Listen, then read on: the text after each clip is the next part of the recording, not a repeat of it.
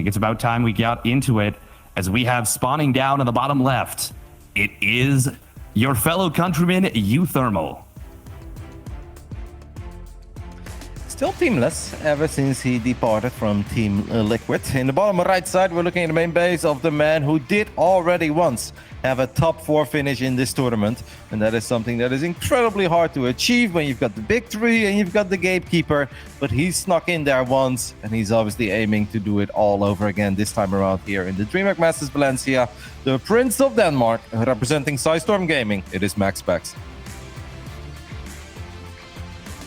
This is going to be a super neat matchup, I think. We've already got a bit of a fake proxy, taking a page out of Special's book. He's always a big fan of these build the barracks anywhere but the ramp setups. He's not the only one to do it, but he's the player I think of the most when I see this. Yeah, I feel like Spirit has also become a very big fan of it.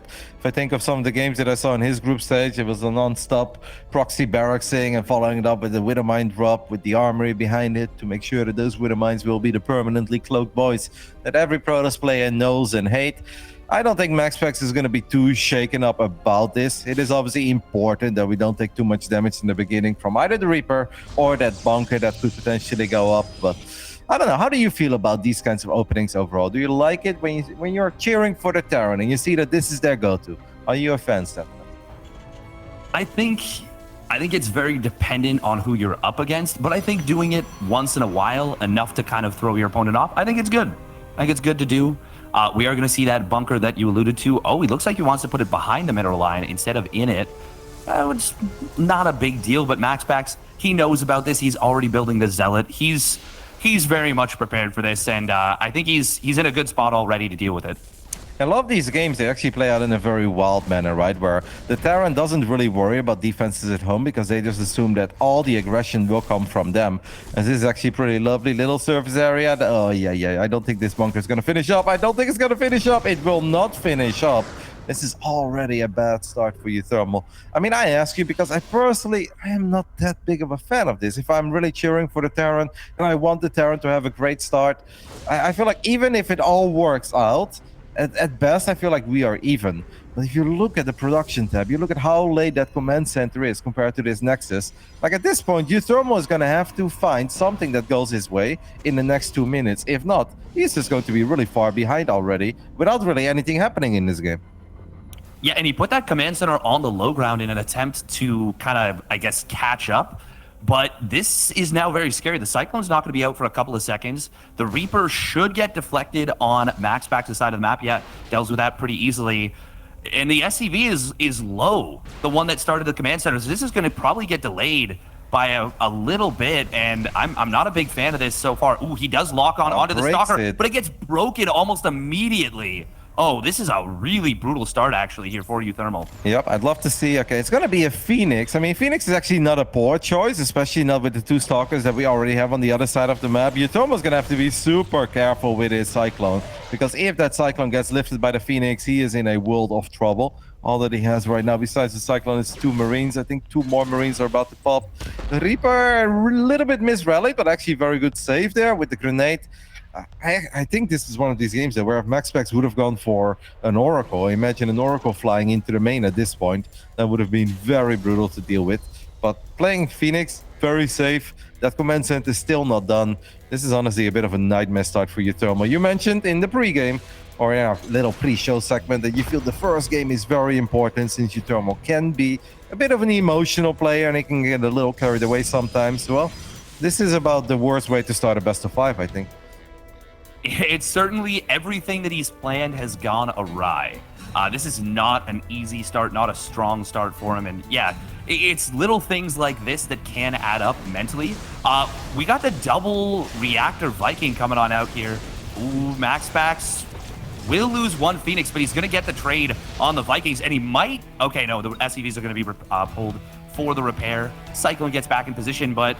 I mean, just scouting this and seeing that it's double reactor, well, double Viking production, that's going to let MaxPax know something weird is coming. Mm-hmm. And I feel like this is already a scary situation. I got to say, Immortal should be the next unit on the docket, I think, because I think it's going to be a landed Viking push, maybe. Yeah, no, I'm with you. Or maybe Vikings in the sky, but it's still going to be a push because uThermal is barely building any SCVs. He was already a lot of workers behind, but he hasn't really been building any. So yes, after that observer, we definitely need an Immortal. I think there's a couple of shield batteries, like definitely 2 on the low ground. We still have 1 on the high ground. All that MaxPax really needs to do right now is Chrono Boost the living hell out of the Immortal. He makes a Robo Bay, which I actually don't think is the correct choice. Just make your Immortal, which he does right now. If he holds, he's going to be in a great spot, and this game could very well end. uThermal, at the bare minimum, wants to kill that third Nexus. But even that, I feel like he needs a bit more than that. Yeah, with how much he's cut his SCV production, I do agree with you. There will be a Guardian Shield available. Yeah, Lock-On's not going to kill that Sentry. Does he have a Guardian Shield? Actually, no, not yet. It's still a little bit of energy away. Siege Tank's not going to siege up just yet. There we go. They will take a really strong position between the natural and the third. This is a little bit scary for MaxPax right now. Yep, because I feel like MaxPax has been getting a little bit too carried away. Like dropping the Robobay doesn't make too much sense. Even 1 Colossus doesn't make all the difference here. Feels like he just wasn't totally ready for this. Ends up losing one of the shield batteries. Does still have 2 batteries. He wants the Immortal on the low ground. He gets the Immortal on the low ground. Battery overcharge keeps it alive, and well, he can be very, very happy with that. There is 1 more Immortal about to pop. He realized that he only has 1 pylon there, so he's going to build a backup pylon. Every second that goes by should be a good one for MaxPax, as he is going to go for the Disruptor, and that is actually very smart. That will probably have way more impact than a single Colossus. But he is going to lose all the batteries though, Steadfast. This is still looking pretty damn dicey. It sure is. Now, the Vikings are not going to be easily reinforceable because, you know, they're just so expensive, and he's already pulled some SCVs. Oh, the lock-on on the Immortal. If he gets that, that would be huge. And he does get the kill, even saving the Cyclone right there. This is starting to look very, very scary for MaxPax. He is not going to be able to have that shield battery staying powered as the pylon goes in. We will see the Phoenixes coming on in from the backside. Gets a couple of Vikings, and I think at this point, yeah, maybe you just use the Phoenixes to cut off reinforcements. Exactly. But it might be a little bit too late. Well, now the Marines are so far away from the tanks that he's going to try to lift up one of the tanks as well, slowly but steady. I do feel that MaxPax is making the correct choices here, and now it's all about them disruptors. He did not want to fire 1 disruptor at a time. Maybe he's going to do it now. Battery overcharge. This should be a really good fight for MaxPax. Look at that Immortal go. Look at that Nova go. This could very well be the fight that he was looking for. And uThermal has still not killed that Nexus. I actually think that he should have kept the Phoenixes a little bit closer towards that battery, but this was absolutely fantastic for MaxPax. Oh, this was a great defense, and patience. Patience was the name of the game. You said that every second that passed made it better and better for MaxPax, and he was able to get out those disruptors. He was able to stay very, very patient, took some good fights when uThermal left those tanks a little bit exposed, and now we see just a situation where, as uThermal, I don't know what the follow-up is. If he kills that third Nexus, maybe he can macro out of it. As it is, MaxPax's probe count is going to just explode in the next couple of minutes. Yeah, and he's already 12 workers ahead, and obviously it's spread over 3 bases. It's kind of funny how that all played out. At first, it looked really bad for MaxPax, but then uThermal, I think, got a bit too carried away by sending the Vikings and the Ravens, or the Vikings and the Marines, a little bit further away from the tanks than was necessary. Ended up losing a tank, then he unsieged the tanks, walked into the Disruptors, and that Robo-Bay that I thought maybe he should have delayed, well, it definitely came in very handy, because he still had his 2 safety Immortals, but those Disruptors definitely made the difference. They sure did. And look at the Viking count right now. uThermal has continued to build them. Vikings are... he gets one of those tanks right there, almost reaching the back tank right there. This is looking... It's going from bad to worse right now for uThermal. MaxPax even getting up into charge. I think that's maybe a little bit bold because this is very, very heavily committed, even on this follow-up push. Oh, and he loses a Phoenix right there. This... The thing is, the Vikings need to be so many places at once, and even if they win the air battle, they can't beat that army on the ground, and uThermal, he's just going to back away. But now he's got just a hell of a lot of supply in these Vikings that I don't know what you can do with them beyond killing the Phoenix. Yeah, I mean, they're going to do that, and then maybe slowly but steady you can trade them out while harassing mineral lines a little bit. You definitely don't have to worry about a Prism if you're at 15 Vikings. I do think that MaxPax needs to make up his mind on, do I want to continue building Phoenix? And if I do, well, then I think we need to commit a little bit more, right? Then we need to start dropping in Fleet Beacon, get any Impulse Crystals, get +1 air weapons, because just building 1 Phoenix at a time, I feel like that's actually the worst thing you can do because he is not going to win the fight against this many Vikings. I think that MaxPax is generally confused about this build from uThermal, and we can't really blame him because which Terran ever has 15 Vikings 11 minutes into the game? Not many. Not many that are playing in the DreamHack Valencia playoffs. I'll say that much. That being said, I do agree with you, actually. Really, the worst thing he could do is take the middle path.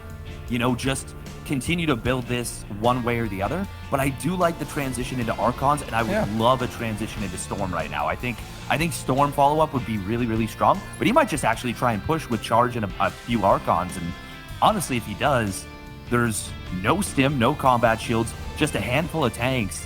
I mean, how does uThermal actually stop a push like this? Normally he shouldn't. MaxPax does have +1 on the way, but I don't think we really need to wait for that. This is definitely kind of the moment to go for it before there are any bunkers up or supply depots to mess with the AI of the Zealots. Right now, this Protoss army is incredibly good against the army that uThermal has. The Phoenix is actually going to pull a lot of units out of position, so even if the Phoenixes die here, that's not that big of a deal because all these tanks are going to go down, the Marines are going to fall as well, and uThermal is going to have to land all of his Vikings, but that's not going to make the difference. GG. MaxPax, after a 12-minute game, takes the 1-0 lead in our opening best of 5 today. That was honestly an interesting game, Steadfast. I don't hate the build order from uThermal, and I think it looked promising at one point, but I think we got carried away when the Vikings and the Marines went away from the tanks. We lost the tank, and then we on-siege the tanks, tried to go into the natural, we ran into the Novas, and that's kind of where it all went downhill. Yeah, this was a situation where, like you said, I think this is probably the coolest build we might see in all of DreamHack Masters. Like this was such a unique approach and a very, very cerebral approach to the game. But it is one of those situations where if it doesn't work out, I mean, there's a reason we don't see big reactor Viking pushes like this.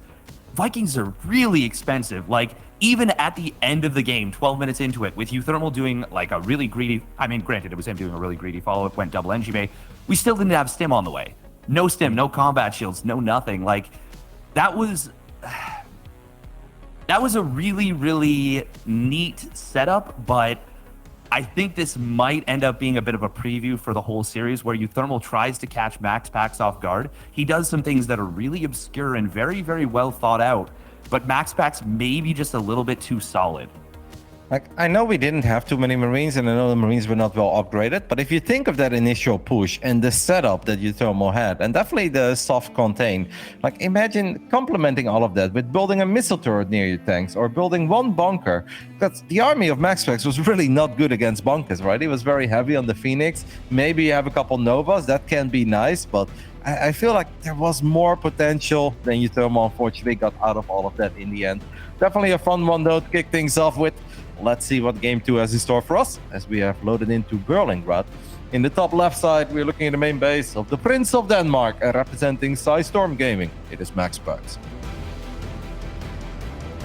And his opponent with the wacky builds, but a fun one, it is uThermal. Now, I kind of want to build on your point. What do you think about, because he had 5 tanks as he, started to get cleaned up there. I really do agree. I think missile turrets would have been a great addition to that push. Like, incredibly smart.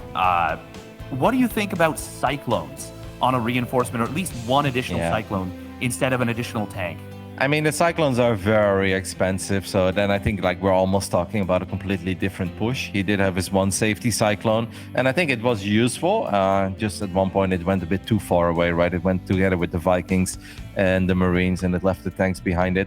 I think you have to choose. Either you go for multiple Cyclones and Vikings, or you go for tanks. You can't really have it all three. I think the push has potential. I think it was all right, especially because, let's not forget, the beginning of the game didn't even go great for uThermal. Like, his bunker never went up, his CC was delayed. Like, these are things that a lot of Terran players will say, like, okay, this is a disaster, it's game over. Instead, he hung in there, tried to get creative. And honestly, I think MaxPax was pretty uncomfortable at one point, especially when he started losing the batteries, and he ended up losing that Immortal too. Yeah, no, I agree. I think his Immortal production, you were saying, like, okay, he just needs a Chrono Boost out on Immortal, and he didn't start it for, like, a decent bit of time. Basically, I think I think pretty much until it might have been before the observer spotted like the army and the SCV pull, but he wasn't immediately on top of it. Like it was a really scary situation, and just a couple of things going slightly differently, and we've got a completely different game on our hands. Oh, we got to talk about this game, though. We got a Stargate opener for MaxPax. No surprise there. But the proxy factory from uThermal, do you think this is going to be a proxy starport as well for a Hellion drop? Or Yes, I think it is going to be Hellion drop. I think what MaxPax is going to scout is going to look a lot like a 3-Rex. 3-Rex is pretty damn powerful on Berlingrad. uThermal is going to make damn sure that the Adept does not get into the main base. And normally, if all you see is one barracks, but you don't see a factory nearby, you're like, this could very well be a 3-Rex opening. And if MaxPax truly believes that it's a 3-Rex and he won't get ready for the Hellion drop at all, the Hellion drop would be devastating. But if a Phoenix accidentally flies over it, I mean, this is very risky by uThermal, but could play out in a very big way. I do love the mind games, because if I was MaxPax and I'd be scouting what he's scouting at this point, I mean, I'm like, all right, this is it. I'm dropping the Forge for cannons against a 3-Rex, which is not the right response, by the way. But that's the only way that I can deal with the 3-Rex.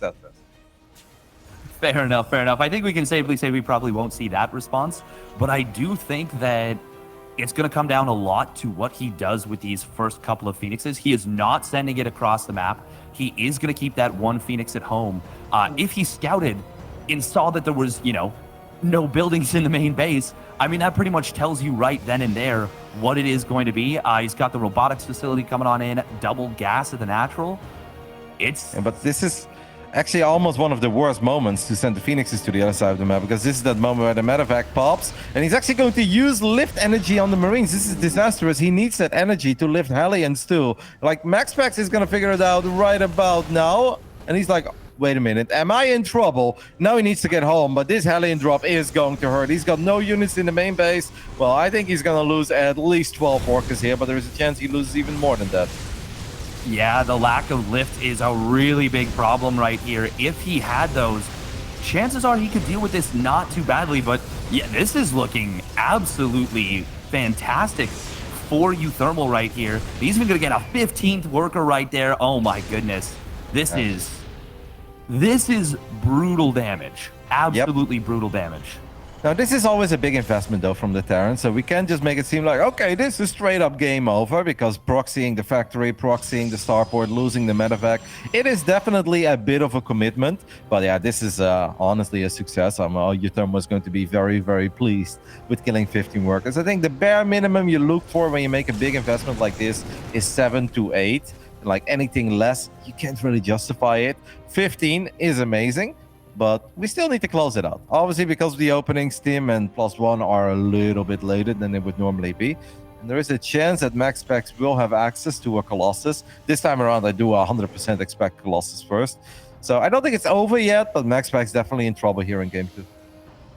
Yeah, this is not a comfortable situation. I think because of all the reasons that you mentioned, yeah, I agree. There is room for MaxPax to come back to play out of this game, but it is going to be a very difficult task. And uThermal, he's already starting up, tank production. He'll have double medevac production very shortly as well. This 3-Rax timing, the 3-1-1 timing is going to be extraordinarily difficult to hold. And MaxPax, I mean, he's going to have, what do you think? He'll probably only have one Colossus by the time this comes across the map. But he does have one safety Immortal too, and that's awesome, because if the only thing you have is a Colossus, then the 1 or 2 Marauders in the mix are very problematic. So having that one Immortal, if your target fire is excellent, you can actually put the Immortal on the Marauders and just make sure that the Colossus shoot at the Marines. There is hope. I wonder if uThermal is going to wait long enough until he can maybe sneak 8 Marines into the main base too. Because MaxPax's army is probably strong enough. Whoa! Oh my goodness, so close, killing the medevac, but does not quite get it. Like, MaxPax, I think his army is definitely strong enough straight up. But if uThermal can spread him thin, yeah, that's where MaxPax's army really starts falling apart. Because the Phoenixes, they kind of need to stick together. This is smart, though, picking up one of the medevacs, because that means that it's more likely everything will just happen in a straight up fight. And I think that's where MaxPax's army is going to shine a bit more. Yeah, I do agree with you there, especially with the raw number of Marines, where those Colossi really do shine. And oh my God, he gets the second medevac as well. That's a tilter right there. That's the kind of thing that uThermal, especially after he saved the first medevac. You lose those 2 medevacs anyways, you just feel awful. It feels like the game, it hasn't slipped away, but it feels like the game is starting to slip out of your control just a little bit. And I got to be a little bit worried about uThermal at this point. Yep, he is going to steam a couple of Marines there to make sure that he does not end up losing that tank. Realizes that MaxPax's Phoenix movement has been a little too good, and probably as an observer saw it perhaps as well, and that's why he threw it on the scan. It's not all bad news for uThermal because he does have +1, while MaxPax is only now his forge is finishing up, or planted the forge down a little bit while ago, but hasn't even started the single upgrade yet. So it's not game over by any means, and the tank count is looking all right. So uThermal will still have plenty to be hopeful about. But after a start like that, you kind of just hope you can walk across the map with your first 20 bio units, press stim, and win. But yeah, these are the playoffs, steadfast. I'm gonna have to work for every single W. Yeah, that's exactly what I'm referring to, is like, you feel like you've won the game already, and then when it goes longer, you're just like, Now uThermal's a professional, so he's not going to crumble by any means. But MaxPax is going to be very happy to see this go into the mid and potentially even late game, considering the amount of damage that he took. We did see, by the way, a very smart move from MaxPax. He really delayed, his additional production in order to get out those extra Colossus. He used the Phoenixes as really, really, I would say, tools in order to make uThermal tepid about pushing. And now MaxPax has had the opportunity to get up to 8 gateways. His charge is +1, not done yet, but if he can hold out a little bit longer, they will finish pretty quickly. And these Colossus, they are going to make uThermal feel uncomfortable about committing. Yep, but the tanks are going to make MaxPax feel uncomfortable about committing. And it's definitely not that easy where we can say, like, oh, just use the Phoenix, lift the tanks, because the Marine count is very high. So if you mistime that, all of your Phoenixes are going to get gunned down, and then suddenly you're in a world of trouble because you really have no way to deal with the tanks anymore. I love that there are a couple of slow Zealots already starting their run-bys. The shield batteries here are very important. I think it's pretty smart to activate battery overcharge immediately. Fire Nova, and that's the big one, as it connects with at least 8 bio units or so. And at the same time, these Zealots are causing a little bit of panic on the other side of the map. uThermal is not having the best time, despite the fact that he had such a good opening. And MaxPax, I love the way he's playing this. He's like, all right, I'm just going to stay near my batteries. I know that I shouldn't run into your tanks. I'm not going to expose my Phoenixes. Now he actually has a bunch of Zealots coming in from the right side, and now the Phoenixes could maybe commit, as they are going to lift the tank, and uThermal is in all sorts of trouble, because it feels that this Protoss army is just a little more powerful than the Terran army that's still on this side of the map, as GG gets called. And even though MaxPax ended up losing 15 probes to the Hellion drop, he actually played the rest of the game out in an absolutely marvelous manner. That was an impeccable comeback out of MaxPax. That was so well done and really, really difficult to make happen. But like you said, he made all the right moves in all the right places and comes back, puts himself up 2-0. Now I'm really worried about uThermal's mindset. This is the kind of game where you feel like you had it locked up. And to end up losing it in that kind of fashion, that does not feel good.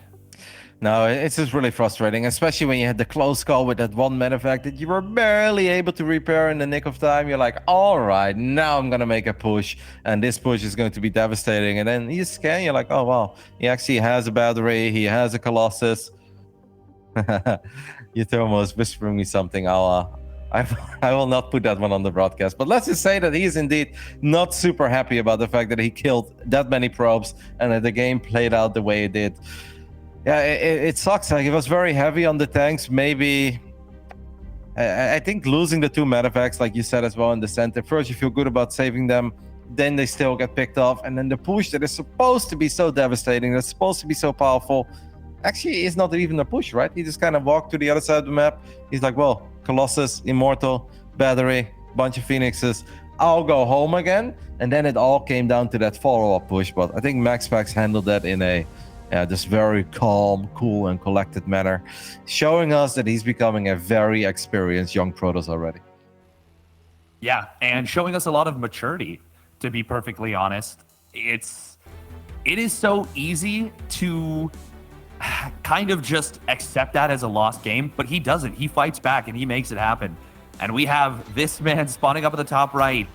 It is uThermal. And I mean, he sends that SCV across the map. That's an indicator to me of how he's feeling right now. Yep, and if you would know what he whispered me, that would only back that up, mate. In the bottom left side of Glittering Ashes, we are looking at the main base of the Prince of Denmark, up 2-0. Obviously looking to repeat that crazy run from last year where he made top 4. This is MaxPax. Yeah, that's a... man.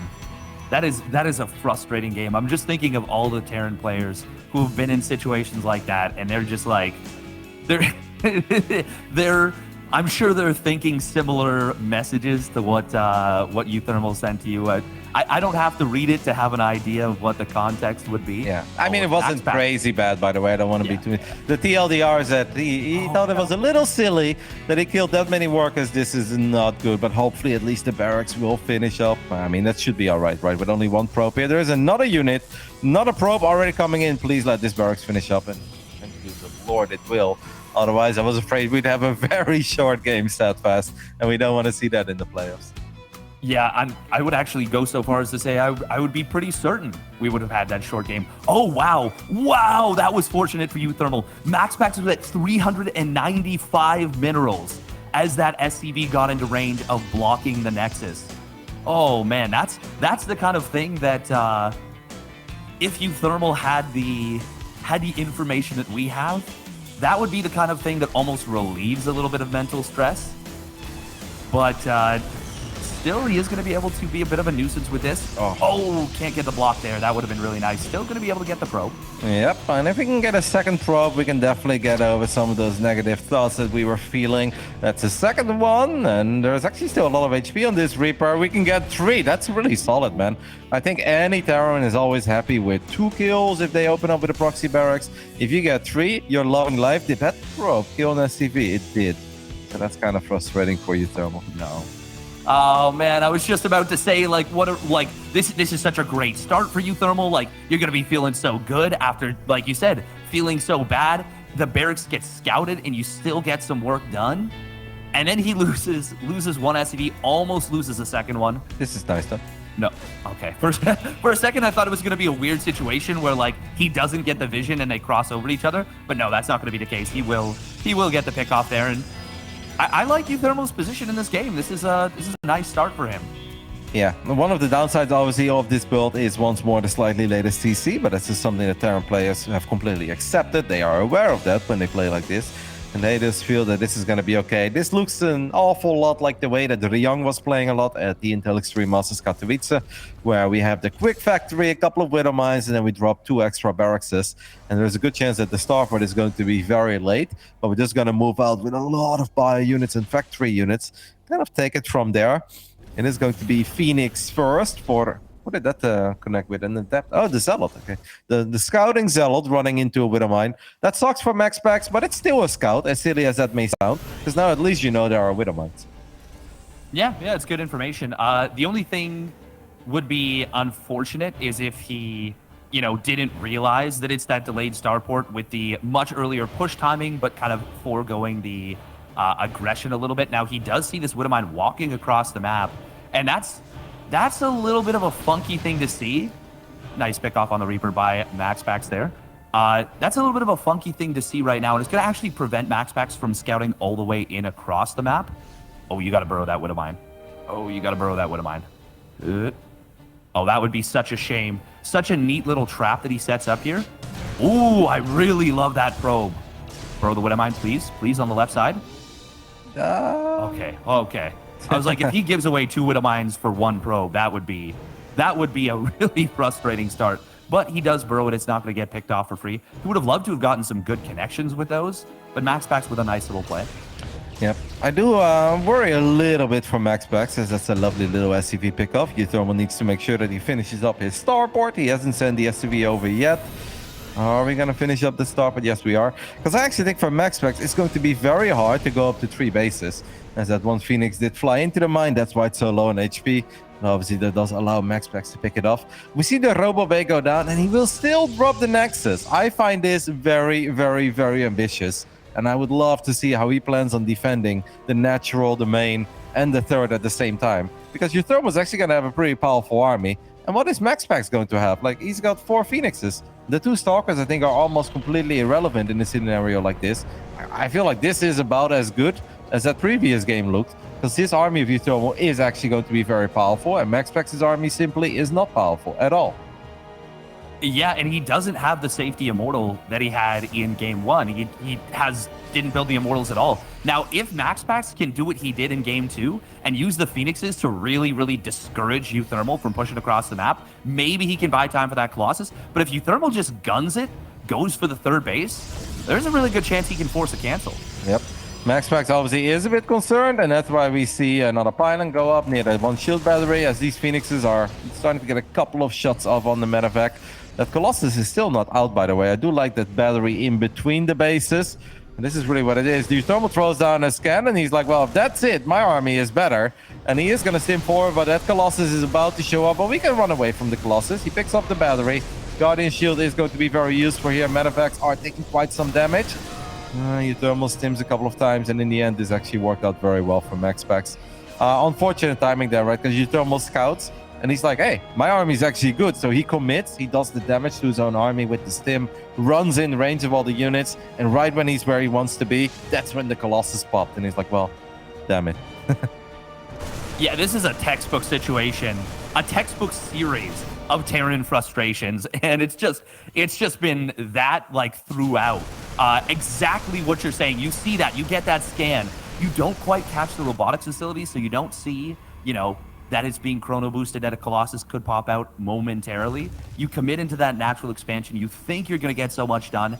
And then right at that moment, that's when the Colossus pops out. Like, God, this has just been frustration after frustration for uThermal. Now, he didn't lose the medevac, so that's one thing that's good for him. You can still get a lot done as the second army moves across the map. And this is where splitting that army for the Protoss player does get a little bit difficult. It's not easy to do, but there are so many Phoenixes, and you really do have to work hard to find those openings.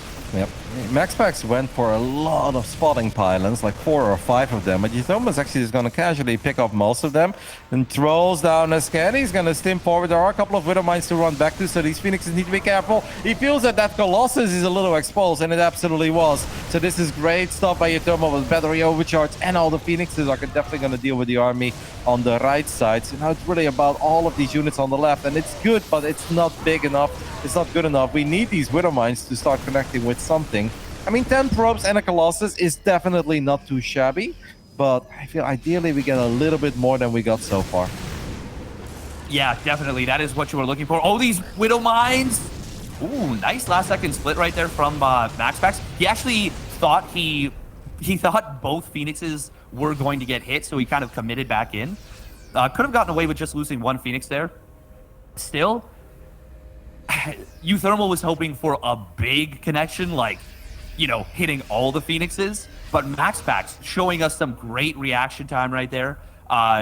Even better than I think he realized, because if he knows that he would have not committed in that second Phoenix. But this is still a small advantage for uThermal, but it's not enough for him to easily close out the game, and that's what we're looking for. Definitely not, but I do think he's going to be kind of happy as he gets a straight-up kill there on that pylon. That's not a cancel. There's one more spotting pylon on the left that he hasn't quite seen yet, but he's very close, as we have a Widow Mine drop also showing up in the natural. This is where things get very dicey for MaxPax. He knows that there is a chance uThermal is going to try to die for it again. Widow Mines are going to burrow a little bit more offensively this time around, and their connections are quite decent, at least on a couple of these basic gateway units. Look at the supplies at this point. uThermal is definitely starting to run away with this, as he is a 30 supply up and just sending out more and more medevacs towards the bottom side of the map. This is looking a little similar to that MaxPax Milky Cow game that they had on Glittering Ashes as well. Even though in that game I feel that MaxPax had an even better start, and Milky was a little more drop heavy into the main, but it is honestly quite similar to that one. Yeah, it certainly is. I would love to see... Oh, we are seeing it now. I was just going to say, I'd love to see a Ghost transition to really try and shut down those Phoenixes, because those are kind of the barrier, I think, to uThermal just potentially running over MaxPax. I was also going to say I'd love to see a cannon and a natural to deal with potential follow-up Widowmine drops. And I do think we have that. MaxPax going to go for the chase right here as his charge and +1 are about to complete. uThermal going to get into the natural expansion. Oh. No reaction from MaxPax. He's focused on the main army, and 11 probes going to fall. But MaxPax takes a pretty darn good fight in the middle of the map during all that. Yep, I like that uThermal has picked up the mines as well after he realized that a cannon was going to go down there. So he's just going to drop them elsewhere. And this is actually so annoying to deal with. And this is very important. Even if the pickup here is very sweet by MaxPax, what this does is that it brings all the Phoenixes at home and it forces MaxPax to pay attention to everything at home. So uThermal has just those extra 20 seconds to get ready to potentially deal with a push of MaxPax. As MaxPax is now economically behind, but it probably feels like, hey man, you've been throwing away a lot of units. I think that my army could potentially be stronger than your army. And maybe it was 45 seconds ago, but it definitely isn't anymore. Yeah, now, that one Archon blast had a lot of damage to those Vikings Nice. right there. We are going to see uThermal trying to just muscle down the ramp. Does he have enough at this point? With the Vikings being pushed back, I don't think so.